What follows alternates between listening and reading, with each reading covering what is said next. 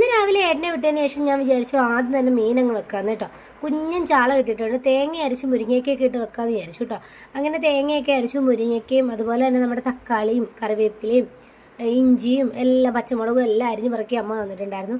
അതെല്ലാം കൂടെ ഒന്നിച്ചങ്ങ് ഇട്ടു കേട്ടോ. എന്നിട്ട് കുറച്ച് വെള്ളവും കൂടി ചേർത്ത് പുളിയൊക്കെ ചേർത്ത് അങ്ങ് വെക്കാമെന്ന് വിചാരിച്ചു കേട്ടോ. അപ്പോൾ മുരിങ്ങയ്ക്ക ഇടുന്ന സമയത്ത് തക്കാളിയോ അല്ലാന്നുണ്ടെങ്കിൽ നമ്മുടെ മാങ്ങയുണ്ടല്ലോ, മാങ്ങയൊക്കെ ഇട്ട് വെക്കും, നല്ല ടേസ്റ്റ് ആയിരിക്കും. പക്ഷേ മാങ്ങയില്ലായിരുന്നു. അങ്ങനെ അടച്ചു വെച്ചു. വറക്കാനുള്ളതെല്ലാം പുരട്ടി അങ്ങ് മാറ്റി വെച്ചേ.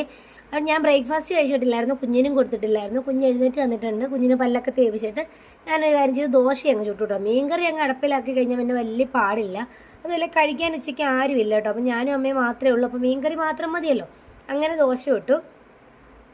ദോശ ഇട്ടിട്ടുണ്ടല്ലോ, മീൻ കറി തിളച്ച് വന്നിട്ടുണ്ടായിരുന്നു. അപ്പോൾ നല്ല കുഞ്ഞ് മത്തി കേട്ടോ. അത് ഇത്രയും ഉണ്ടായിരുന്നുള്ളൂ. അമ്മ വെട്ടിക്കഴുകി തന്നെയാണ് കേട്ടോ, വൃത്തിയാക്കി തന്നിട്ടുണ്ട്.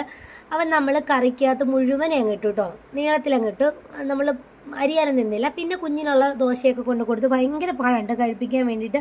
വറുക്കാനുള്ളതെല്ലാം അങ്ങ് വറുക്കാൻ വേണ്ടി ഇട്ടു കേട്ടോ. ഞാൻ പിന്നെ ഒരു ദോശയും കിഴങ്ങറിയായിരുന്നു രാവിലെ.